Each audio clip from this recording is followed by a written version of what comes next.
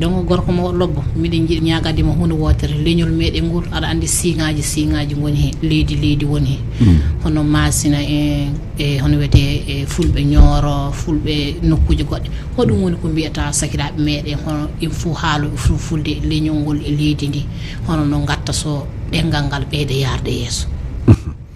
lamdi lobbi Fatmata, lamdi lobbi no gatte so ɗemgal ngal yaara yeeso ɗe aɗa andi eɗen kaala fulfulde ka to ko mbi accent o walla so ñoronke haali tawa ana serti seeɗa eko gimalanke haalata jonno Allah waɗi hande fo en jiidi pour le Cameroun waran ɗon waɗa haala e télé o a suɓa hen ko heewi feysi ɗum serti seeɗa nenno ko nafata ɗum nde jande nde saabi ley jande nde fu ɗum mani goto alphabet goto so en jangi ɗum en pamodiri ya allahu gasi ɗum ana walla en yaarude yeeso janggenne fulfulde nde hoore muɗum janggenne fa paamen nde jahodiren minen min daarino colonie de vacances waɗa min ɓama ɗon sukaɓe fulɓe e naɓa ɗo en ha Sénégal ɓe jaaɓe gaɗoy to vacances homo fof hokke parrain ɗum woni jaati a wara cuka o wara wona toon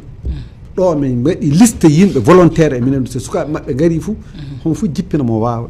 jippina ɗiɗon tato ɓe gaɗa vacances maɓɓe kawri faɓe tilo ɓe gona le galle me ɓe gonda e sukaɓe me ana waɗa seɓe annodira seɓe natodira bon ɗum fo eɗen kaani ƴewde yalla ɗemgal ngal pati ɗum laato hunde ko sendata en au contraire ɗum hawrina en kalde ɗemgal ngal balle ngal yaara yeeso pulako hono mum e hewde walla e aduna o fof wiye chinois e nde men ley Afrique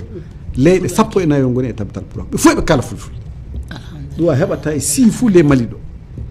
nenno si wiyama e yogaɓe an mbiyede si o bamara ko ɓuuri hewde mbimi pene ɓurɗo hewde kana an layo pulako yimɓe wasulu yo fulɓe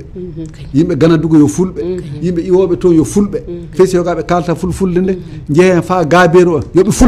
fulɓe du ɓurɓe en pulako eɓe jogui neeso ɓe dawni far eɓe jiiɗi pulako eɓe gondi e dabaji maɓɓe ɗum ɗum yo fulɓe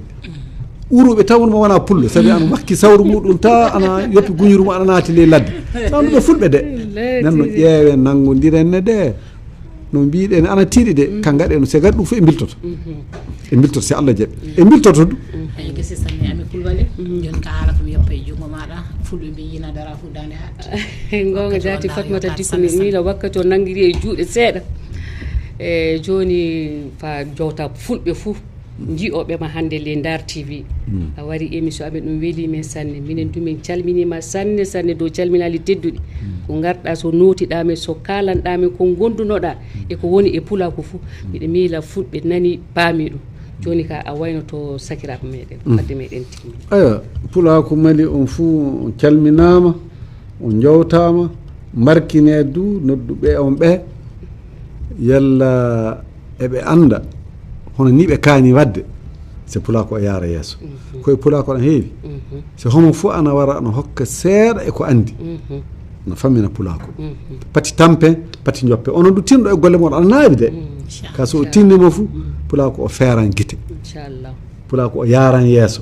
yo laamɗo naɓɓu leñol ngol yeeso e cakkitirto yo laamɗo naɓɓu diina leñol ngol ɗo ne arsalama ko yo naɓɓu ɗum yeeso